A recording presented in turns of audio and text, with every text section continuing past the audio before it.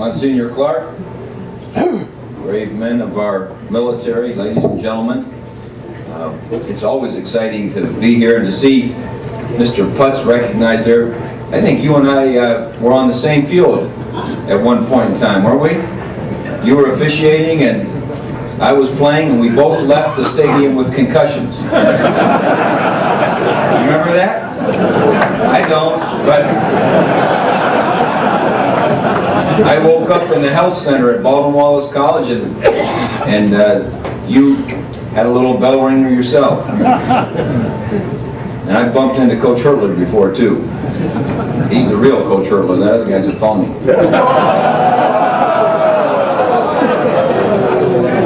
Just kidding. Just kidding. You know, it's always so much fun to be here. I had a chance to bring a good Stark County man with me on the way, Tyler Drake.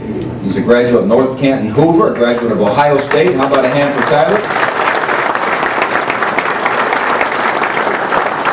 Tyler was a student coach for us during his career at Ohio State, and was just hired by our coaching staff to join our video staff, and he will be in charge of all of our videoing and computer breakdowns and all of those types of things, and he is a warrior. He's a true Stark County guy. And speaking of true Stark County guys, I was on the phone this morning because this is not just Dave Mott's birthday, which is very significant, but it's Earl Bruce's birthday today. Wow. And Earl wanted me to send all of you his best.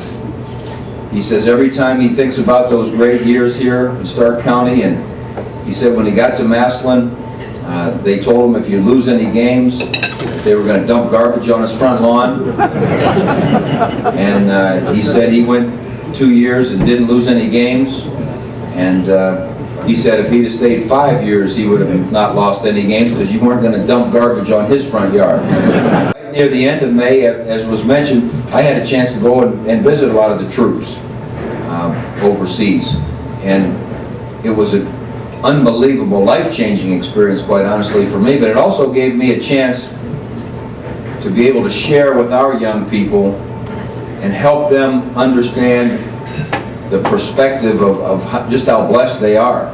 And we have a lot of men and women from the military come to our practices and come in when they're coming back from deployment and with their families, and we've had wounded warriors come in and address our team, and all kinds of folks. And we try to make our young people understand just how fortunate we are. We live in the greatest country there is, and if it weren't for our men and women of the military, it wouldn't be that way. And so having a chance to go on that trip really gave me a chance to share with our young guys exactly, you know, what I was learning, what I was finding out. So I had a chance via email to send some things back to our guys and kind of give them a little bit of a handle of what it was all about in the rest of the world. And it was exciting for me because, quite honestly, I'd really never been anywhere. I grew up in Ohio, and I'd coached 35 years of college football, and 33 of them had been in Ohio, and spent 2 years at Syracuse, and been to Niagara Falls. You know, that was about the extent of it. Then we took off on a heck of a journey.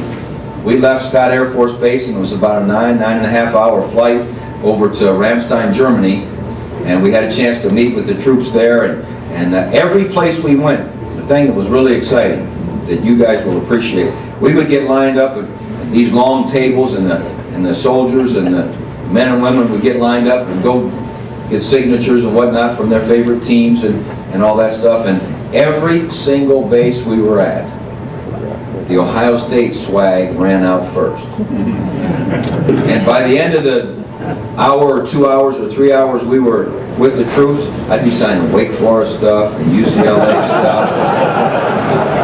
And what we found, whether it was at Landstuhl Hospital or any of the bases or whatever, is that what they really liked was that it was a little bit of America coming to them. And those folks are college football fans. And they stay up in the middle of the night, and they don't care if they've been out on patrol, duty, kicking doors down, whatever, they're watching the games. And for the coaches who they see on the television have a chance to come over and visit with them, Those men and women were amazing. And they kept saying to us, thanks for coming. We kept saying, hey, look, the reason we came, we want to thank you. We were strapping on our 45-pound vests and all the helmets and all that stuff, and we had a chance to go into Balad Joint Base in Iraq and meet thousands. It's a huge base. Meet thousands of great men and women who are doing unbelievable things. And what was neat about that base was when we got there, the commander of the base was a Buckeye. And I mean, their dining hall was probably 5 times the size of this room right here, and he had 10-foot tall Blockos and Brutus Buckeyes, and I mean, those people, he worked them over while they were there. Even if they didn't like the Buckeyes, they pretended, yes sir, Buckeyes.